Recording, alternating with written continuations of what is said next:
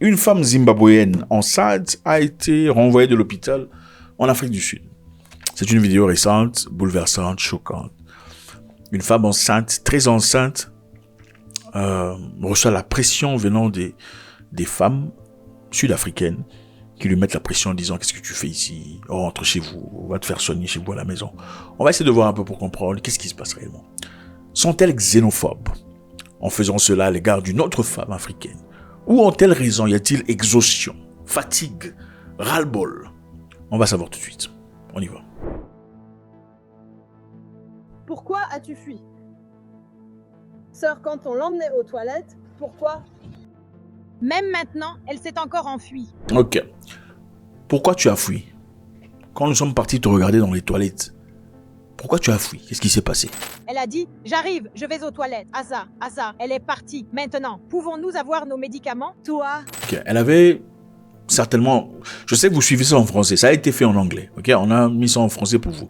Bien que c'est en français, je ferai quand même de commentaires parce qu'il y a d'autres aspects que le français ne pourra peut-être pas comprendre. Parce qu'ils sont en train de mélanger l'anglais et le pédi et les sous-tout. Je pense que voilà, ça ne pourra pas donner du pédi et sous-tout. Mais moi, comme je suis quelqu'un de très intelligent, je parle plusieurs langues, je pourrais pour vous, voilà.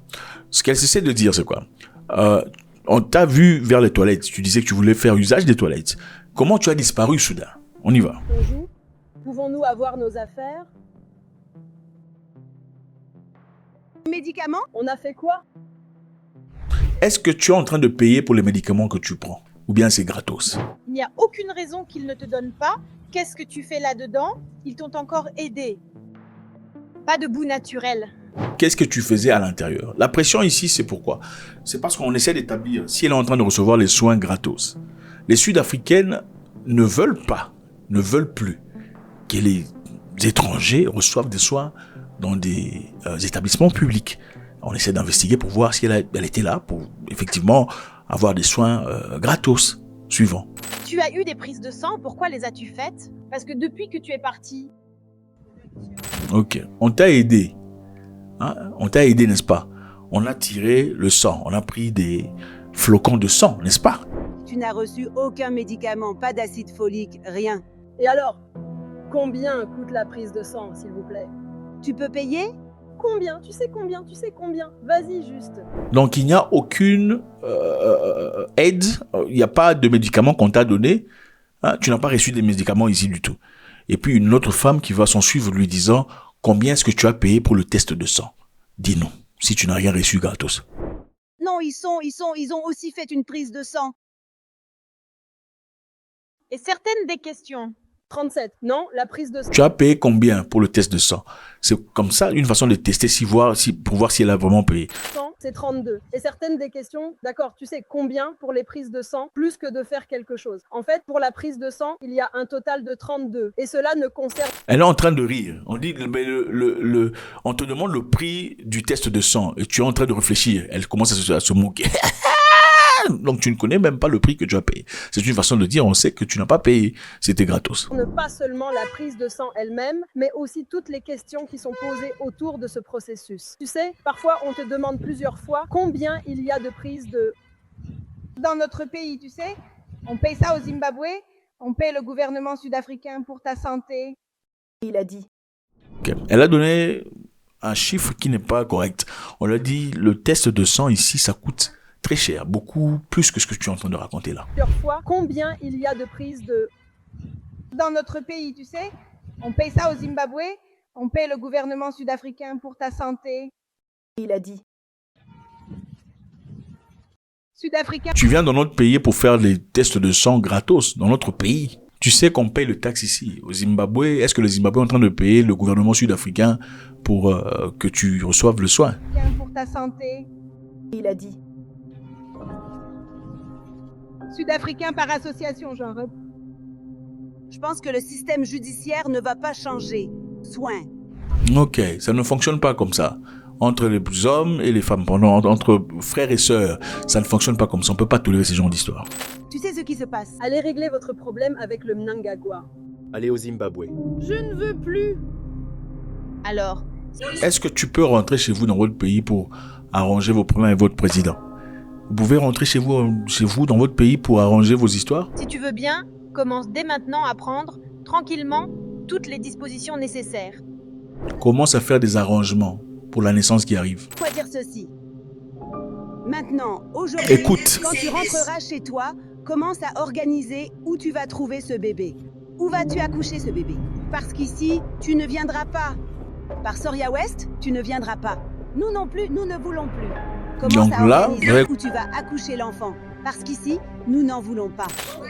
On ne veut plus de toi ici. Ici, tu n'auras pas de bébé, tu n'auras pas à Pretoria West, tu n'auras pas de bébé. Rentrez chez vous dans votre pays. Eh bien, ouais.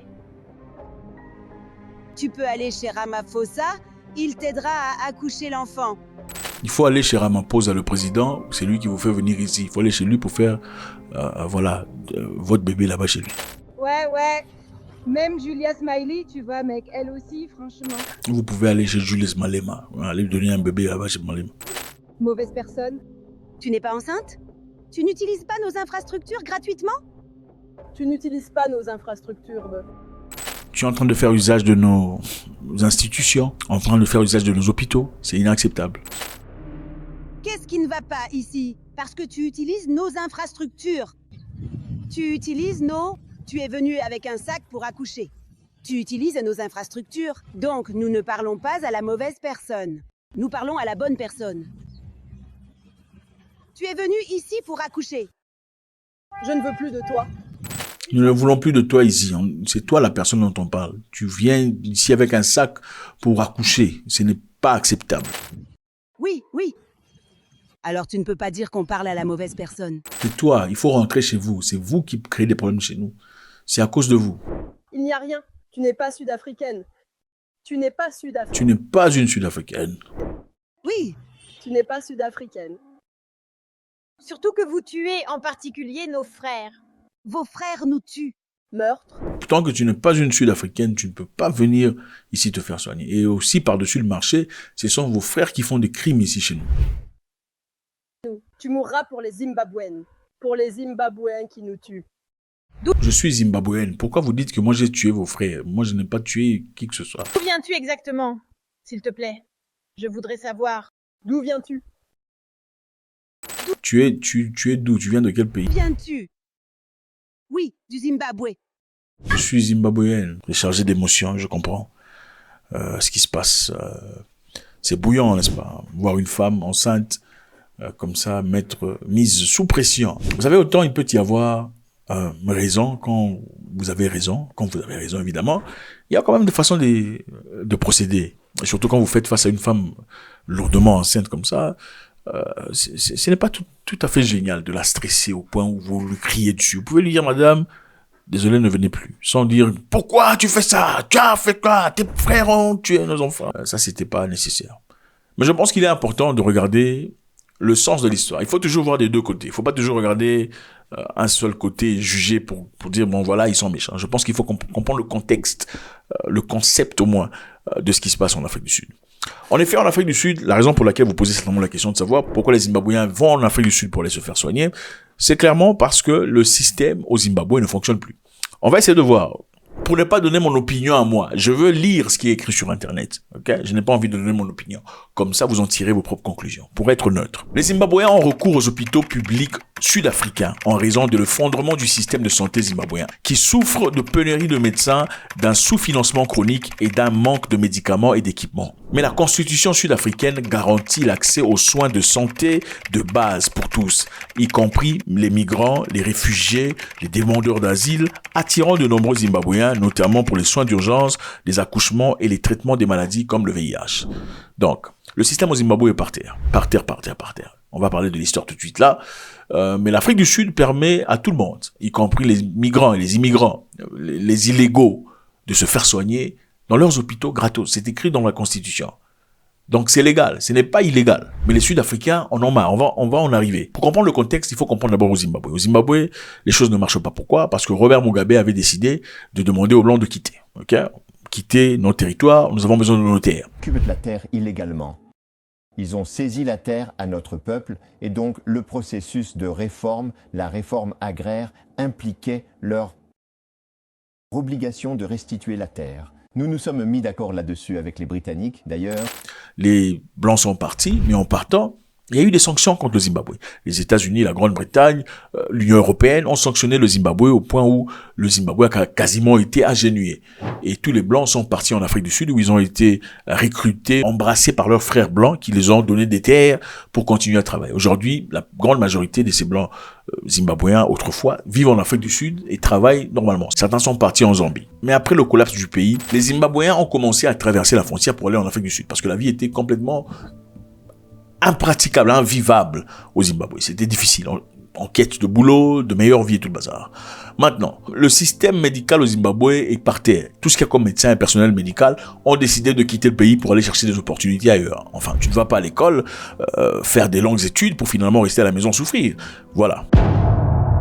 Cette situation met à rude preuve les hôpitaux sud-africains, notamment de la province du Limpopo. Regardez sur la carte, voilà la province du Limpopo qui est juste près de la frontière du Zimbabwe. Les hôpitaux sud-africains, notamment de la zone de Musina, dans la district de Vembe, près de la frontière du Zimbabwe, font état d'une forte pression de la part des patients zimbabwéens qui recherchent de soins pour les urgences comme les accouchements, les maladies chroniques et le VIH. Alors, ça devient très difficile. Pourquoi ? Parce que beaucoup de Zimbabwéens vont en Afrique du Sud pour se faire soigner. Et comme ce sont les hôpitaux publics, d'accord, les hôpitaux publics en Afrique du Sud, ce sont des hôpitaux qui donnent des soins gratos ou presque gratuits. En tout cas, tout ce qu'il y a comme soins, opération de l'œil, de la tête, tu veux devenir papa, tout ça, enfin pas ça, mais bon, bref, c'est un peu ça, vous comprenez. Alors, les Zimbabwéens en profitent parce qu'au Zimbabwe, il n'y a pas d'hôpitaux. Okay, ils en profitent. Et en fin de compte, puisqu'il y a tellement de Zimbabwéens, qu'est-ce qui se passe? Les Sud-Africains ont des difficultés. Quand tu vas à l'hôpital en urgence et qu'il y a 2 Zimbabwéens devant toi, bon, c'est acceptable, ça devient 5, tu commences à réfléchir, il y a 10 Zimbabwéens devant toi, ça commence à devenir frustrant. 20, 30 personnes qu'il faut attendre, qui sont tous Zimbabwéens avant toi, et toi tu es fils du pays, ça commence à déranger, surtout si c'est ton enfant qui a besoin d'une greffe, changement de, je sais pas, pancréas ou quoi, on veut importer chez quelqu'un d'autre, mais il y a une liste d'attente. S'il y a des Zimbabwéens dans la liste d'attente, quelles sont les probabilités que ton enfant survive? Ça devient compliqué. Ok, donc c'est avec ça, on dit les patients zimbabwéens surchargent les établissements. Des affirmations non vérifiées suggèrent que jusqu'à 70% des patients de maternité de certains hôpitaux sont zimbabwéens. 70%, donc les matelas, la place est partie. Un rapport en 2024 du district de Vembe indiquait que 30 à 40% des patients de certains établissements étaient des ressortissants étrangers, principalement zimbabwéens, qui sollicitaient fortement les ressources telles que le personnel, le lit et les médicaments. Bon, on dit 70% non vérifiés. Mais ce qui est vérifié est que 30 à 40% nécessitent des lits, des personnels et des médicaments. Bon, on parle ici d'une situation où un pays, une grande majorité des gens n'ont pas des frais, n'ont pas d'argent pour aller dans les hôpitaux privés, pour prendre soin d'eux-mêmes. Ils font recours aux institutions qui ont été installées depuis longtemps, qui leur permettent d'avoir des soins. Ça devient difficile, ça devient la bataille. Qui passe devant, moi ou toi? En ce moment-là, c'est vrai, au départ, on dit, bon, ok, on va faire preuve de humanisme, d'Ubuntu. Ubuntu, tu connais Ubuntu? Tu as déjà entendu parler? Ubuntu, tu connais pas, à ton âge? Mais tu connais Maria Carey et la fille là, Kim Kardashian. Ubuntu, c'est le système africain de l'acceptance, la tolérance d'un autre Africain. Quand tu vois un autre Africain en difficulté, tu ne les laisses pas par terre. C'est ça l'Ubuntu, hein? Pas Ubuntu, quand vous voulez franciser, c'est Ubuntu. Répétez, Ubuntu. Ubuntu. Ubuntu, pas Ubuntu. Ce n'est pas Toulouse ici. Bref, on peut pas faire preuve d'Ubuntu, ça devient difficile quand vos enfants ont du mal à recevoir les soins dont ils sont propriétaires, en quelque sorte. Alors, c'est ça l'une des raisons pour lesquelles les gens sont vraiment en colère. Mais il faut souligner ici. Historiquement parlant, et on va essayer de voir pour que je reste neutre, la colonisation et la fondation ancienne, c'était au XVIIe siècle que ça a commencé. C'est à l'arrivée des Blancs. Hein? C'est eux qui ont commencé ça, il faut reconnaître. Vous qui voulez chasser les Blancs, il faut boire un peu d'eau, ok? On dit la période coloniale néerlandaise et britannique, les origines des soins de santé publique remontent à la création de la compagnie néerlandaise des Indes orientales d'établissements médicaux de base de la colonie du Cap. Donc c'est à l'arrivée des Blancs qu'ils ont créé cette institution médicale qui aidait tout le monde. Au départ, c'était principalement destiné aux colons et aux soldats. Seulement les colons et les soldats pouvaient profiter ou bénéficier des soins gratuits venant de l'État, pas les Noirs. Pendant l'apartheid, depuis 1948, 1994, le gouvernement du Parti national a instauré une ségrégation de soins de santé créant des hôpitaux distincts pour les groupes raciaux.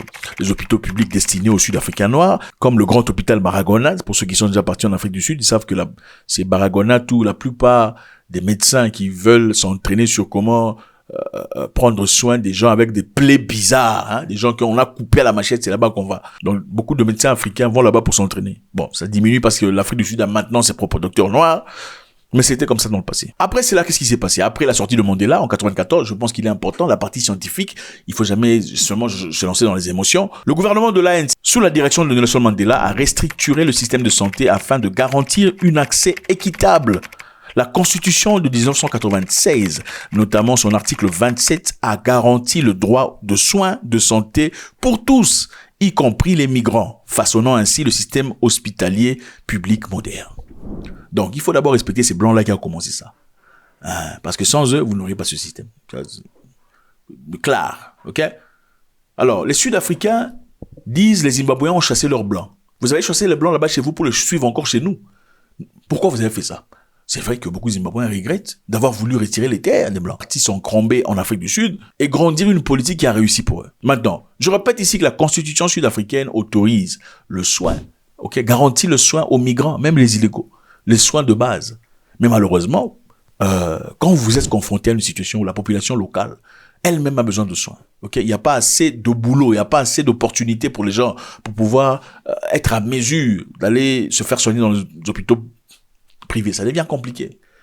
Est-ce qu'on va en vouloir à cette personne qui a un enfant très malade, en besoin de greffe ou en besoin de changement de, je sais pas, du pancréas ou de l'estomac ou peu importe, pendant qu'il y a 3, 4, 7 Zimbabwéens devant son enfant qui ont besoin de la même histoire? Est-ce de la xénophobie ou simplement un ras-le-bol? Maintenant, d'autre part, la Constitution garantit le médicament et le traitement à ces personnes. C'est-à-dire que la population n'a pas le droit de menacer qui que ce soit. En tout cas, ce n'est pas de leur autorité ou de leur capacité à réaction. Ce n'est pas pour eux, ce n'est pas à eux de faire ça. Ce n'est pas leur responsabilité. Donc, s'il y a quelqu'un qui devrait changer les choses ou agir, ça devrait être des membres légaux du gouvernement. Et à travers ça, il faudrait dans ce cas changer la Constitution à travers une pression sur les parlementaires. Donc, dans ce processus doit changer à travers les moyens légaux. Donc, toute personne qui s'érige devant une personne qui veut se faire soigner, protégée par la loi sud-africaine, est en train de commettre un crime. C'est ça, naturellement. Mais est-ce que ça exclut le fait qu'on comprend un ras-le-bol, cette fatigue? Non, ça n'exclut pas. Qu'est-ce qu'il y a comme solution ici? Peut-on dire que les Sud-Africains sont xénophobes? Bon, il y a une partie de xénophobie là-dedans, on ne peut pas mentir. C'est vrai, il y a des gens qui sont xénophobes. Cette histoire pas seulement exacerbe, mais aussi justifie cette xénophobie. Mais est-ce qu'on peut aussi dire qu'il y a certains parmi eux qui sont simplement fatigués? J'étais aidé la première fois, la deuxième fois. La 10e fois, ça devient compliqué. Est-ce qu'on doit dire, peut-on dire aujourd'hui que tous les Zimbabwéens qui sont partis dans les hôpitaux sud-africains ont été rejetés, maltraités? Je ne pense pas. Je pense que ceux qui sont partis au départ étaient correctement, convenablement, jusqu'à ce qu'ils sentent que voilà, ça devient très compliqué. Les lits sont pas disponibles, il n'y a pas assez de médicaments, il n'y a pas assez de place pour le traitement, ça devient compliqué. On commence à lutter pour les mêmes histoires. Et ceci est valide pas seulement pour les hôpitaux, c'est aussi la même situation en ce qui concerne les boulots. Les boulots de jardiniers, d'agents de sécurité, ils se battent pour ça. Donc cette xénophobie est alimentée par cette histoire. Maintenant, quelle est la solution ici d'après vous? Le Zimbabwe doit-il rappeler les Blancs qu'ils ont chassés pour revenir dans le pays, pour reconstruire le pays peut-être? Dans l'objectif que les Zimbabwéens reçoivent le traitement chez eux. Le Zimbabwe doit-il se focaliser sur la création d'un système de santé fonctionnel afin d'éviter qu'il y ait 40% à 70% des Zimbabwéens qui vont mettre la pression sur le système de santé d'autres personnes? Ou carrément, il faut dire aux Sud-Africains d'arrêter les xénophobes. Faites-moi savoir ce que vous en pensez, c'est toujours avec beaucoup de plaisir. God bless.